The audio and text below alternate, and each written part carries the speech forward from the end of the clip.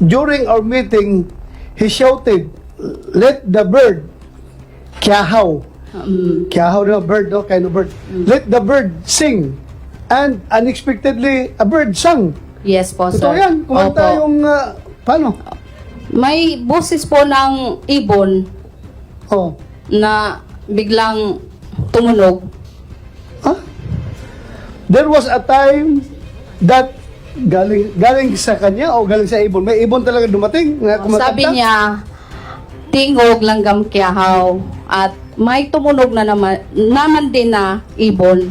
Okay There was a time that it was raining hard and Senor Aguila shouted, "Let the rain stop." And indeed, the heavy rain stopped.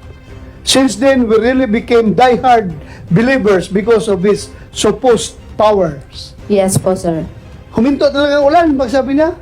Kay Mr. Galanida or kahit kay Senyor Aguila, sa record po ninyo, o sige, Mr. Galanida, sa record Yes po po. ninyo, ilan po ang nakalibing sa sementeryo? Kasi po sa totoo lang, marami pong nawawalan ng kamag-anak. Isang dating DepEd teacher na sumali para maging miyembro ng Socorro Bayanihan Services Incorporated or SBSI, may ibinunyag tungkol kay Jerence Kilario o Senior Aguila. Ayon sa kanya, may kakayahan daw na pigilan ng ulan at magpakanta ng ibon, ang leader ng kanilang kulto na si Senior Aguila. Ito ang naging pahayag ni Regine Guma sa pagdinig ng Senado sa aktibidad ng umano'y kulto.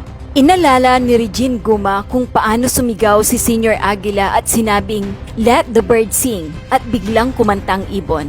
Sinabi rin niya na may pagkakataon din umano na malakas ang ulan at isinigaw lamang ni Senior Aguila na "Let the rain stop" at huminto ang ulan. Maliban dito, kaya ring mag-iba-iba ng boses di umano si Senior Aguila.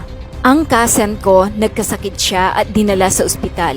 Biglang dumating din si Jerence Kilario. Pagdating niya sa ospital ay pabago-bago ang boses niya.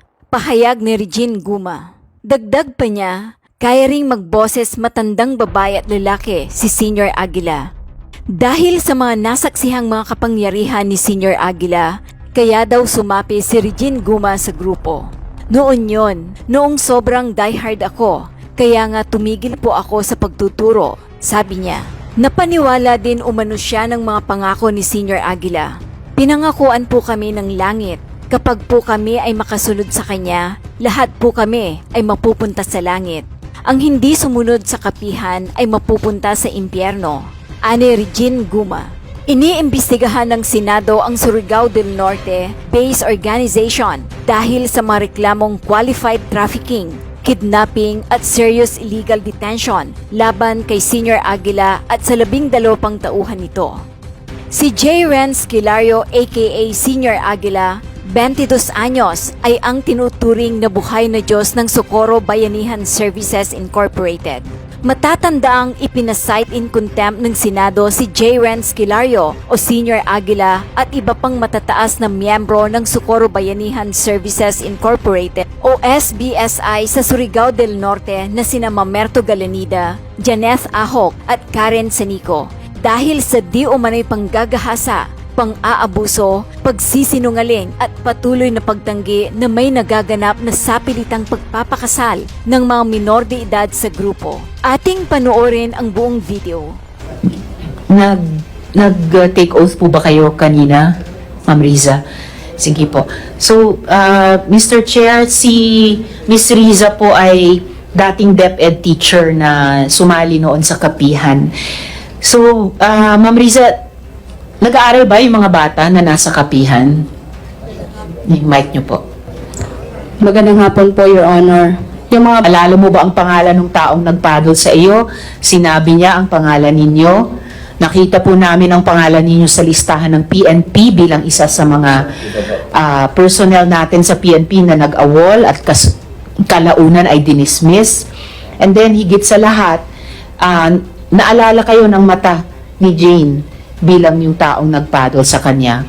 And sa lahat, Mr. Chair, ng mga katotohanang sinabi ng mga bata at mga luha na iniluha nila, ay hindi ko talaga ma-imagine na gawa-gawa lamang yung kanilang mga sinabi, pati po yung pagkilala, pag-alala sa inyo, Sergeant Cobillan, Mr. Chair.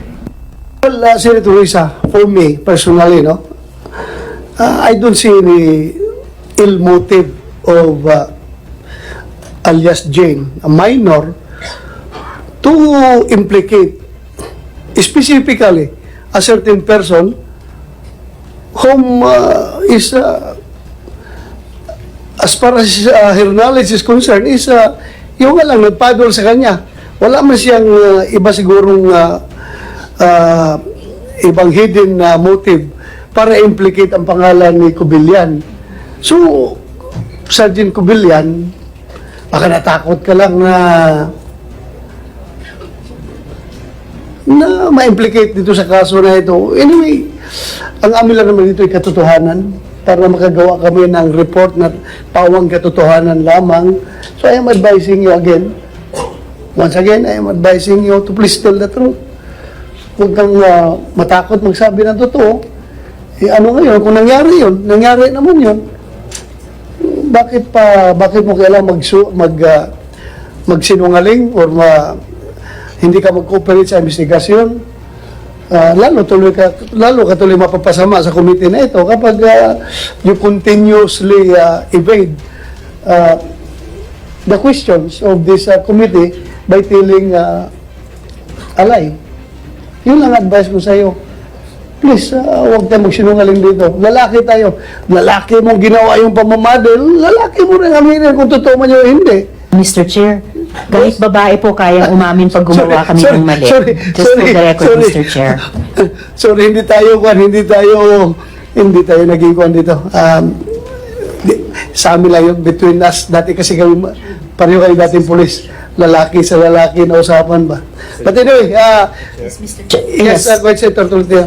Just to remind again, the Department of Justice, while you're taking notes, I hope that's not just mentally, but you're jotting down notes, that Republic Act number 11053, hazing, yung pagpapadel, is applicable not just to fraternities and sororities, but to any organization wherein membership would require physical contact, not limited to paddling, whipping, beating, branding, forced calisthenics, etc., etc.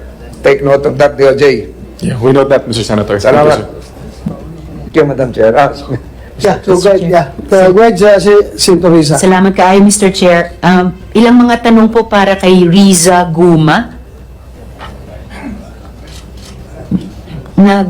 Nag-take oath po ba kayo kanina, Ma'am Riza? Sige po.